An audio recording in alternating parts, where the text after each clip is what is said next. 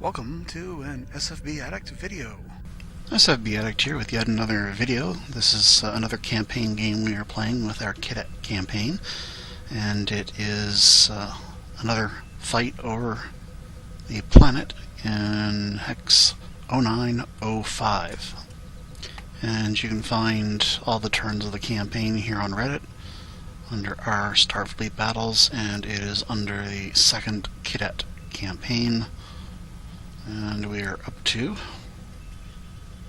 turn 7, and this was the Dreadnought moving into Hex 905, where the Kzinti Dreadnought already was. Okay, so let's take a look at the ships that are involved here.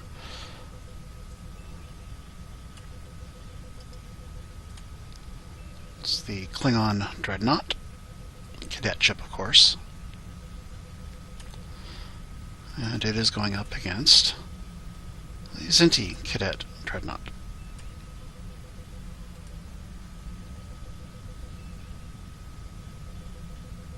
So the Klingon has an advantage in direct firepower. It has 4 phaser 1s, every one of which can fire within the FA arc.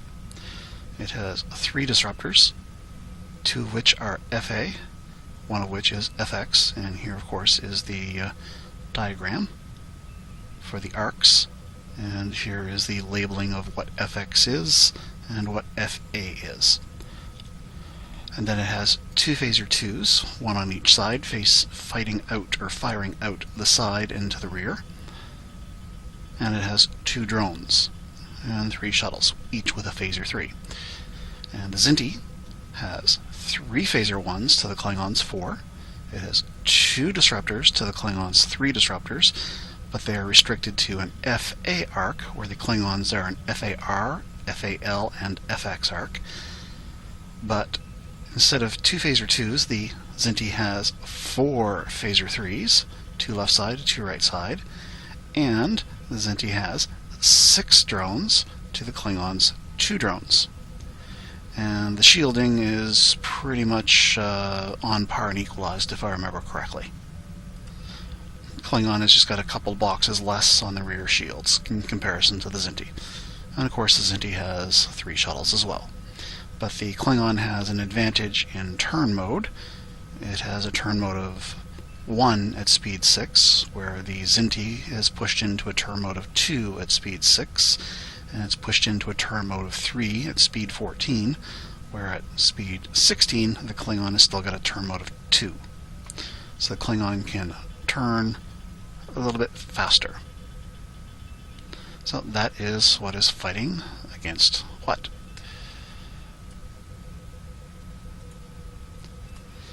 And they of course start the battle roughly around 30 hexes apart from one another.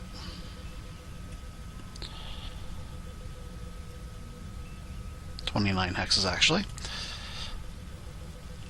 which is good enough. And let me open up this is the area window of the Federation, because that's where we put all the charts and the speed collar, impulse collar.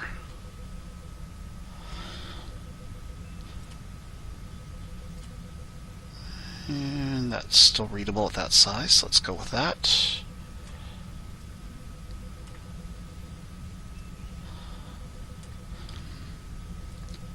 And I'm going to shrink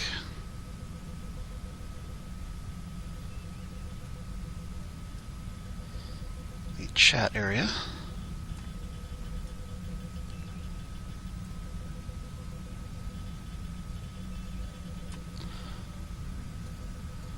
We're just going to zoom through.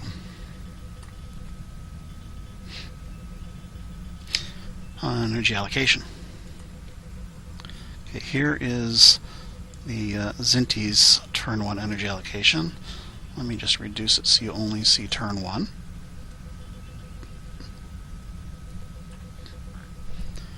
And we also have the Klingons.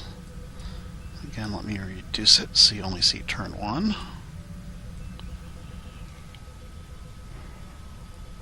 They're not using the exact same form.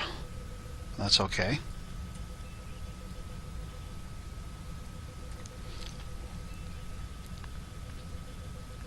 Okay, so we have 30 power on each ship.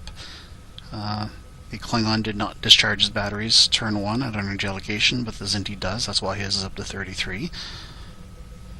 But then he turns right around and he recharges his batteries with 3. That's simply so that he can have warp power in the batteries, just in case. But anyway,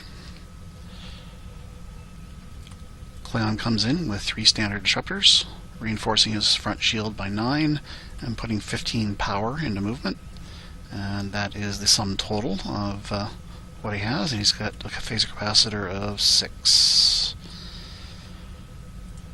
And the Kzinti is coming in with 2 standard disruptors, putting 5 points of specific on shield number 1 and shield number 2, and 4 points on his number 6.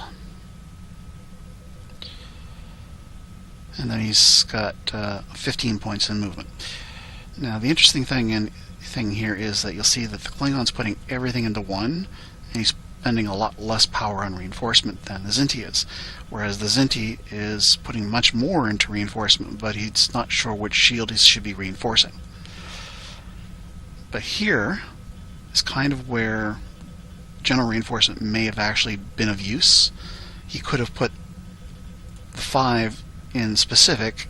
Instead of doing 5 and 4, he could have taken 8 of this 9 points and put it into general, which would have given him 4 either on number 2 or on number 6 or on the number 1, in addition to the specific that he had put there. So if he had taken 8 of this 9, put it into general, and taken that extra 1 point and put it into specific, he would have had more reinforcement than the way he's doing on any one particular shield.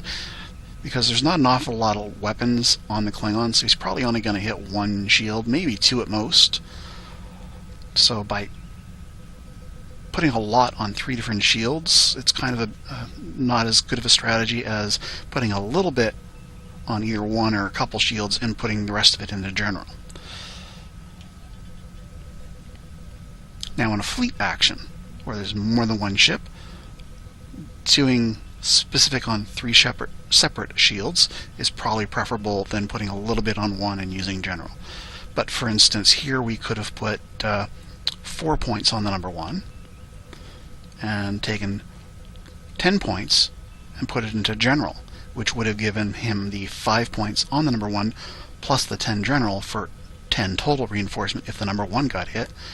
Or he would have had 10 points general as 5 points for any of the shields at all if it wasn't the number 1 that was hit. But here in this game, the Kzinti's kind of going to assume that he's going to constantly get hit at a longer range, which is why he's going for the reinforcement.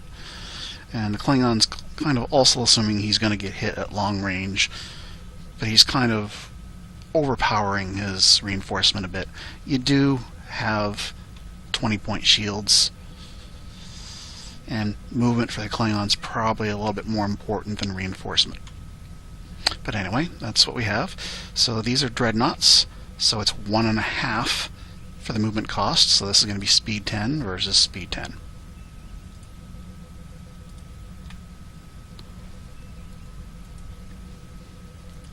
And we unfortunately forgot to start the log file until Impulse 2, but nothing happened on Impulse 1. No actions. No actions. No actions. No action. No actions. No actions. No actions. No actions.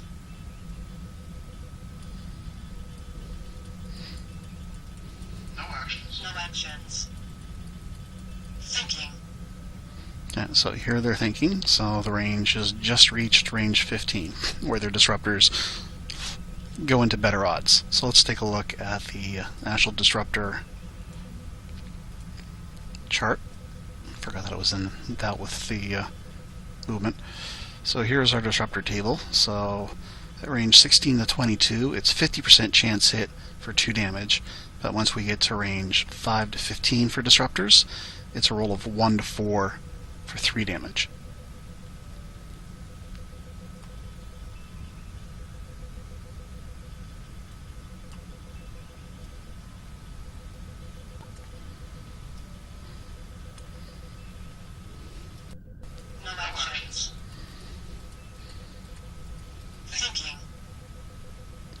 Now you do have a planet here in the center of the map. So if the Kzinti launches drones, the Klingon can dive down and behind it. So perhaps instead of coming straight in like this, if he's really concerned about the planet being an issue, he may have instead gone straight up, or perhaps even off to the right, forcing the Klingon to come to him and away from the planet. Shuttle bay operations. Open fire window.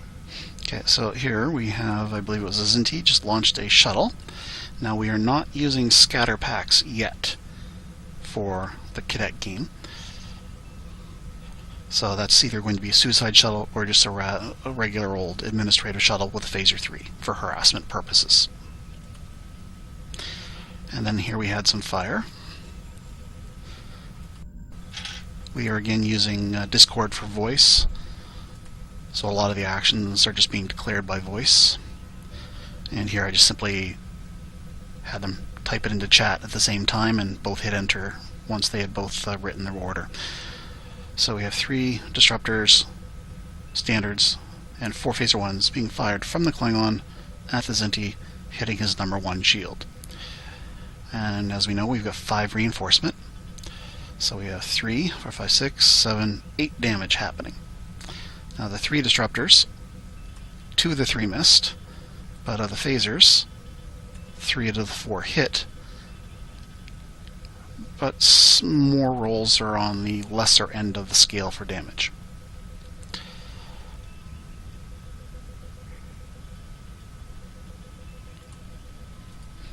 So 8 total. And here the Klingon drains 3 battery. Did I just say Klingon? The Kzinti drains 3 battery.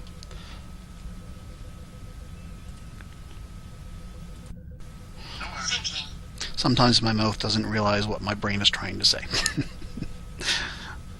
Okay, so Klingon fired at Kzinti. And here is the observer sheet that I put in for tracking who was firing what.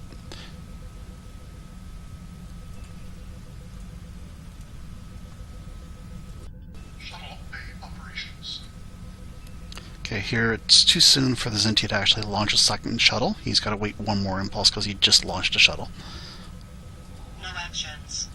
No actions. Okay, so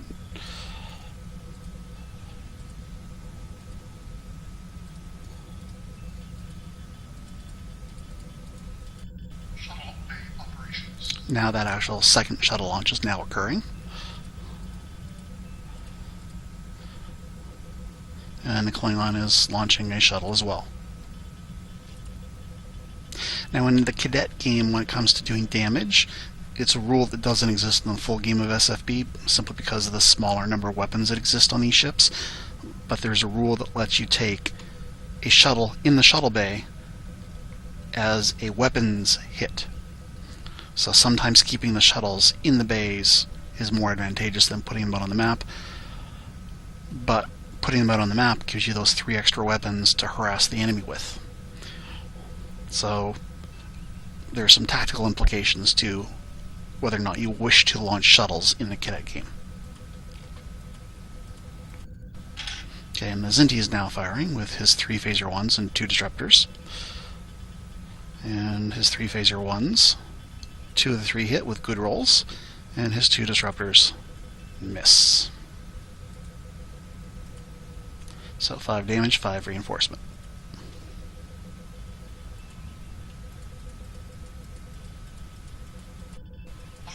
Operations.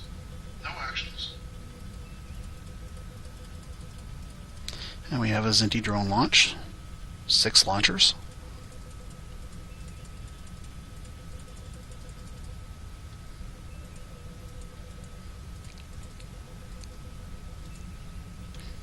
And that was turn 1. Okay, so let's look at the energy allocations.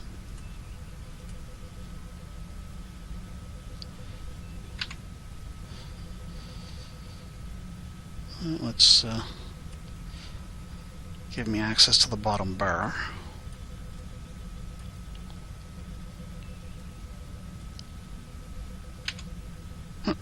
Bounces a lot farther over than I want it to just by simply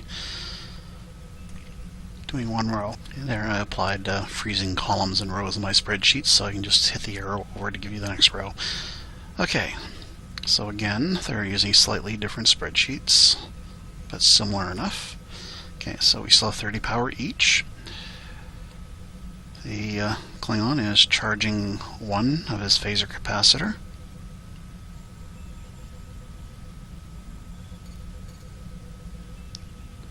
So he fired 4. He has 2 in the phaser 2, so he now has 3 phaser 1s available, plus whatever he dumps from battery. And we have, again, 3 standard disruptors. He's putting 21 into movement. Oh, and at the end of turn 1, he charged both shuttles as wild weasels on impulse 16, and he put 1 point of power into his phaser capacitor.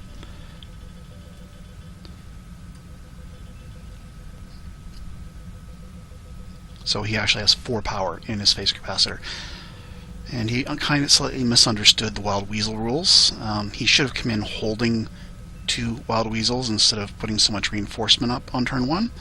And he would have had the weasels immediately available for use on turn 1 and on turn 2 and on turn 3.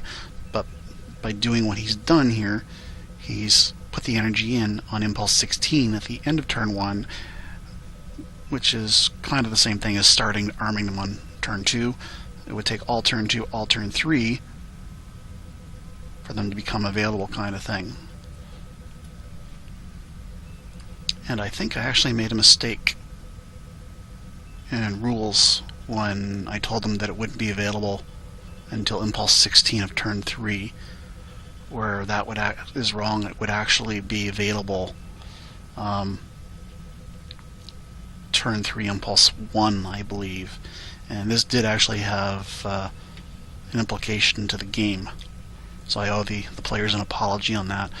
If you start arming a weasel, it does in the rules state that it takes 2 turns of arming, but it's actually 17 impulses of arming.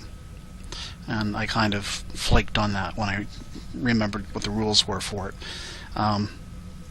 If you arm it fresh on turn 1, not having held it, and you arm it on turn 2, it's available for use turn 2, impulse 1. So even though it does say it's a 2-turn arming weapon, it's actually 17 impulses if you're breaking it up into separate impulses. So my apologies there. Mistakes happen.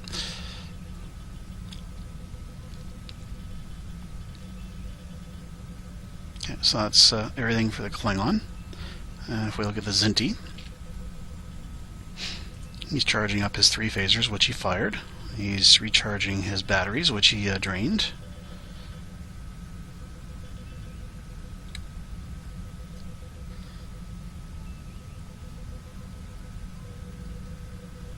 Well, you notice the Klingon did not recharge his battery. Disruptors are standard. He's putting 5 specific reinforcement and moving speed 10 again. And that's the end of his energy allocation.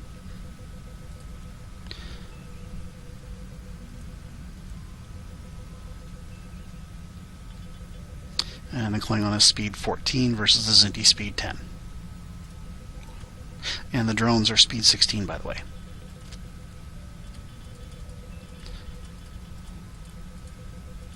So on the board we have speed 6, speed 10, speed 14, and speed 16s. No actions. Thinking. No actions. No actions.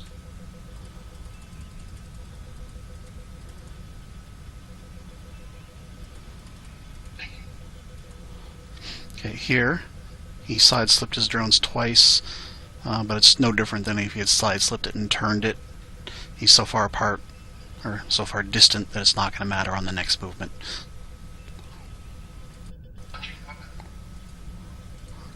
And the Klingon launches 2 drones. No actions. and they decide to fire.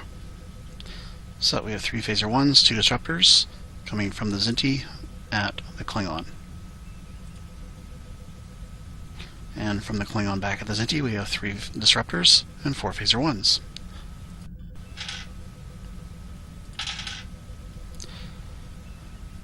Okay, so the 3 phaser 1s, everything is going to hit at this range, and 1 disruptor misses.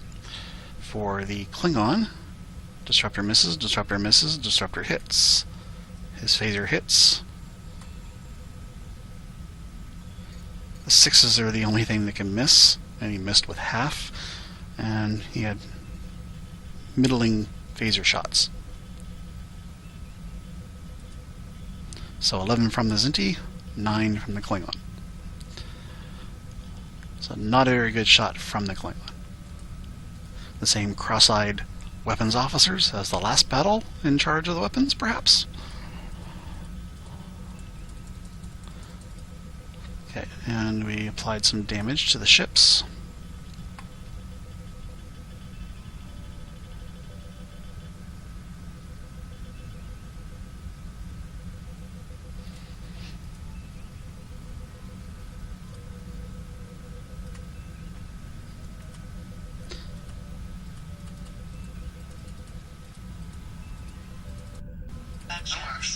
And we can see the Klingon is diving down to get behind the planet.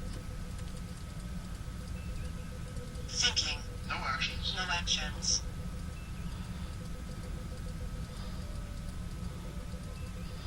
Now here, interestingly, the Klingon did not go forward, which would have immediately dropped the Kzinti drones, but it would have also dropped his drones. He decided to sideslip.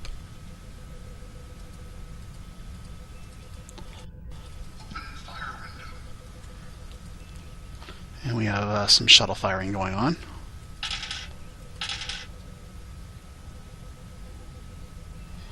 So shuttle fire, one at the Klingon 1 drone, shuttle at the Klingon drone, and then we have the Dreadnoughts 2 phaser 3s firing at another drone.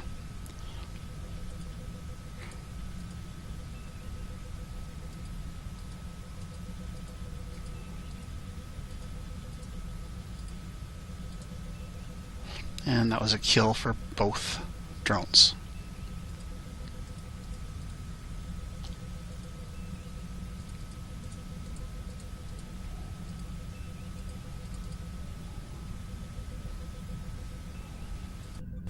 No actions.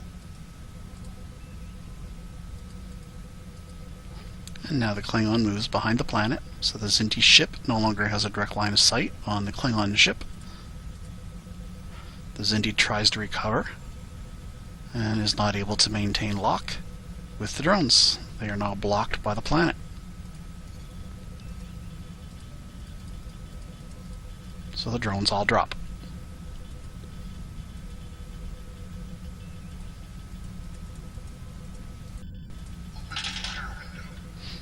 And we have 2 phaser 3s at the Klingon shuttle.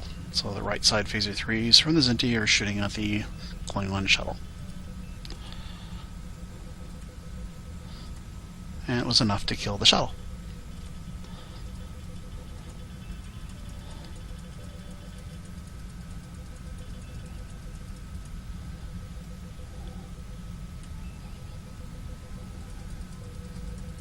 Klingons rounding the planet.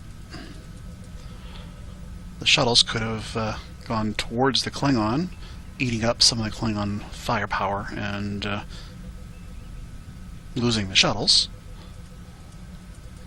But the shuttles decide to bug out a little bit.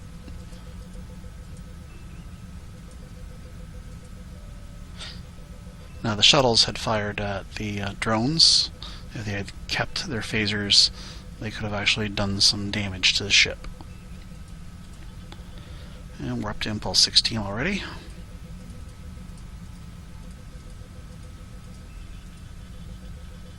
And we're into energy allocation. Thinking. Okay, so let's bring up the energy allocation sheets.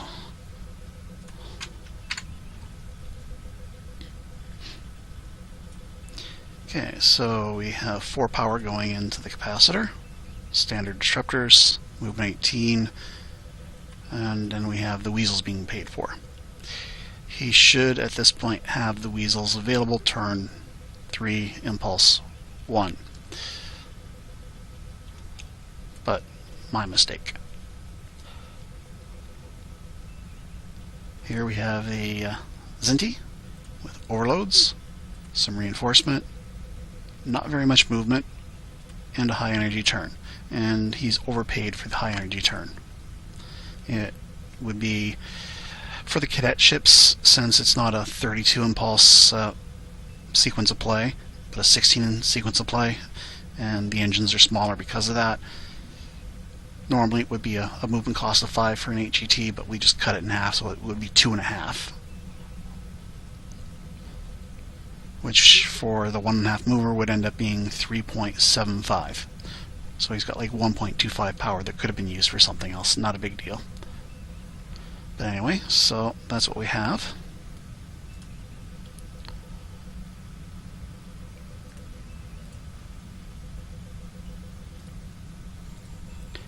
So we have the Klingon speed 12 and the Kzinti speed 3.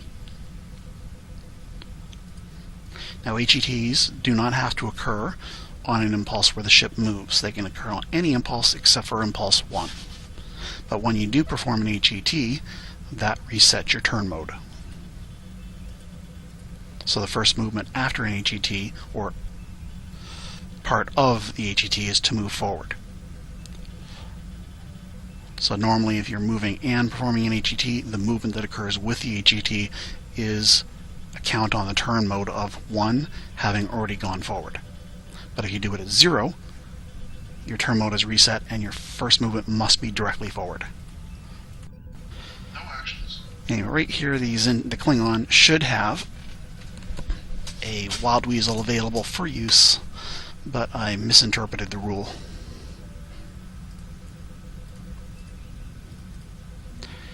So the Klingon goes forward. Thinking. Kzinti HETs. Launching weapon. The Klingon, of course, is going too fast to actually be able to use a Wild Weasel at this moment, so this would have not really made much of a difference, I don't think, in terms of this happening.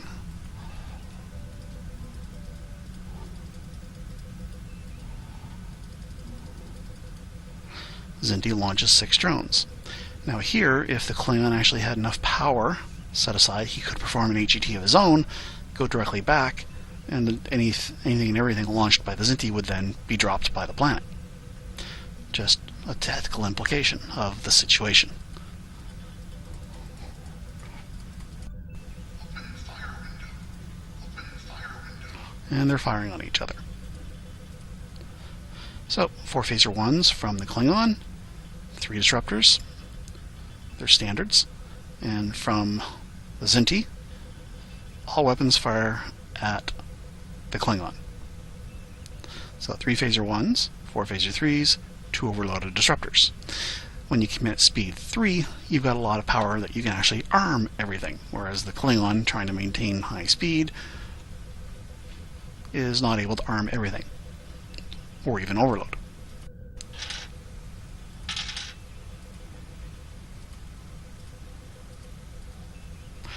And we actually have pretty similar damage. So, this is the Klingon fire. Middling to poor on the phasers, but everything hits.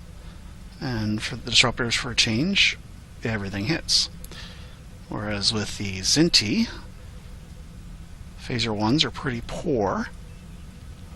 And then we had 4 phaser 3s, kind of average. At range 3, it's 1, 2, and 3 for 3, 2, and 1, so it's sort of like phaser 1s at range 9 to 15.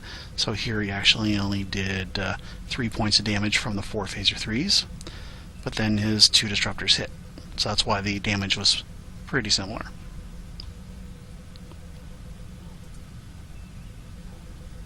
And let me bring up the actual SSDs.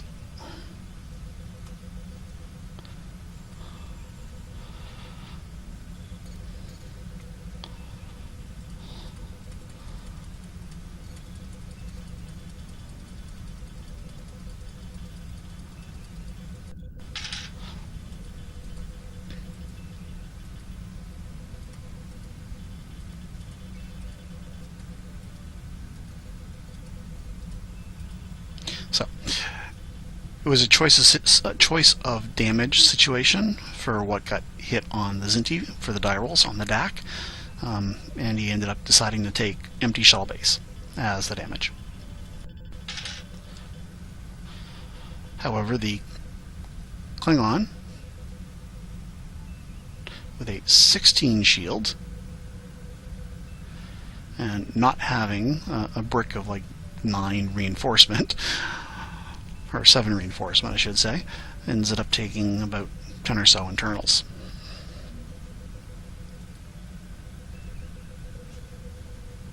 I should say.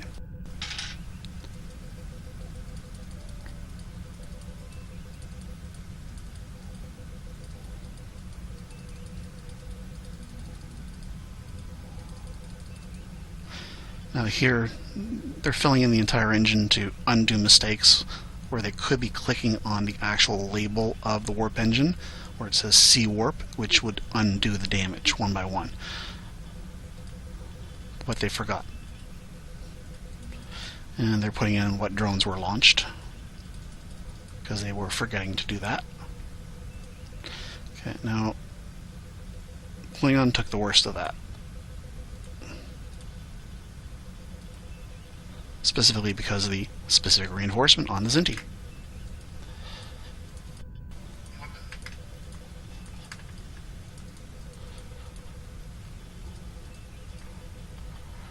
Now the Klingon may have changed his allocation if I hadn't screwed up on the Wild Weasel. He may have come in at a much slower speed with reinforcement and overloads.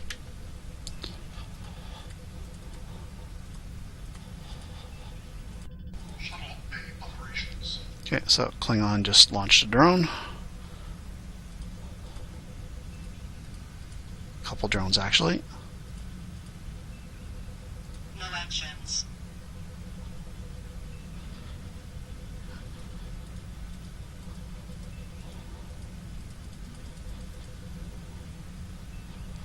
And the Kzinti just launched a shuttle.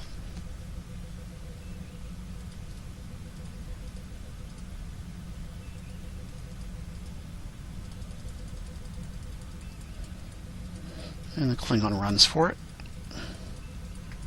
But these are speed 16 drones coming after him.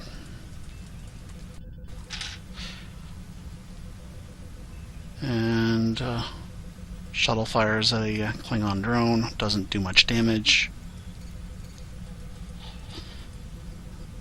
Now here, the Kzinti is called on the move, and he thinks that he's going to turn and avoid the drones. But unfortunately, he just performed an HET, and this is his first movement from the hex, so he has to undo it and actually plow into the 2 drones.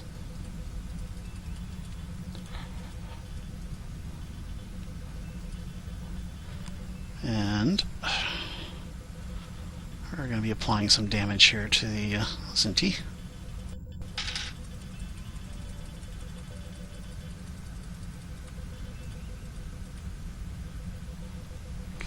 And that was that.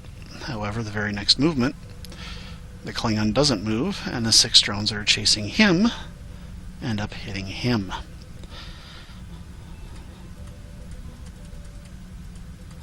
And all the cards are revealed. And it's 48 damage to a 12-point shield for 36 internals. Now again, I did mess up on it being 2 full turns, or 32 impulses for arming of a weasel, where it actually is 17 impulses. So this may not have actually have happened to the Klingon had he known that. But anyway, let's apply all the damage. And here he's taking a couple shuttle hits instead of taking weapon hits. But it doesn't help much, because by the time he's done taking the 36 damage, he's actually stripped of every single weapon that he has. He's still alive and still running for the border.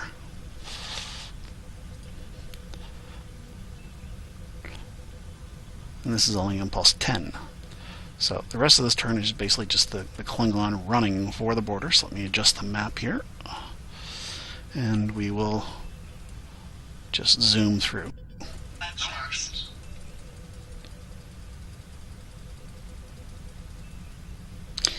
Now these two Kzinti shuttles have not fired at all this turn, and they do have a pot shot at the Klingon's down number shield, but the Kzinti player kind of spaced on that fact and didn't take the shot. Maybe he rolls a 1 for 1, but 2 points of damage is 2 points of damage. Okay, and then we have our next turn, so let's again look at the energy allocations. Okay. So we have the Kzinti coming in, reduced power, charges his phasers, comes in with standards, and starts moving. I think I completely spaced on whether or not he's exceeding his maximum speed. So he was speed 3, so he can increase by 10 or double. So he should be maximum speed 13. And 13 would be 20 points of power, so yeah, he's well within his ability to move. So I didn't space on that, I guess, after all. And the Klingon is trying to disengage, so and he's got no weapons, so he's throwing everything into movement. He's actually overpaying for movement because here the Klingon has 8 warp. 8 warp will let you go speed 5. Or 7.5 will. And then he's got 2 impulse, but only 1 impulse can be used for movement. So he can go speed 6, and he's actually got, I think, 1 point of power left over, or 1.5 point. But he's got nothing to spend that 1.5 points on, because he doesn't even have batteries left to store that in. But anyway, during this turn, the Klingon declares that he's using continuous damage repair points to repair an impulse engine. And that is because if by the end of the turn he loses all of his engines, at the top of the turn that impulse engine gets repaired, he's got that ability to try and sublight disengage. But anyway,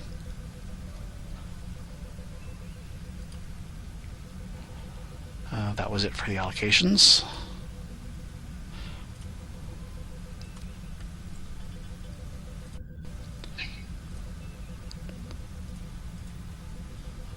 He launches 6 drones, which are not going to catch the Klingon.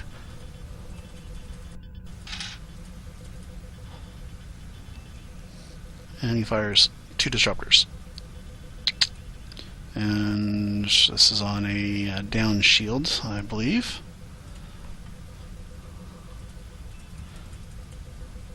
So he loses some more warp.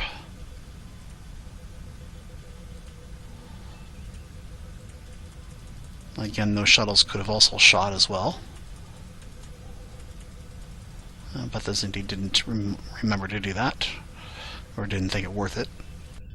Actions. No actions. Now the Klingon is turned to put an up shield between the Kzinti and himself. No actions. No actions. Just up the map a little.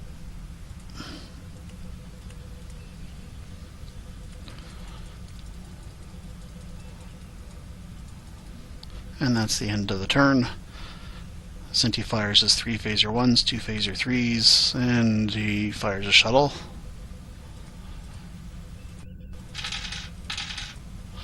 And doesn't do too well with his die rolls. And he wasn't going to get through the shielding on the Klingon anyway, but he ended up doing 3 damage. And if the disruptors had hit, he would have had like 3 points left on board. The disruptors would have had to have been overloads to actually punch through the shield, or really good rolls on the phasers on the same shield at the same time.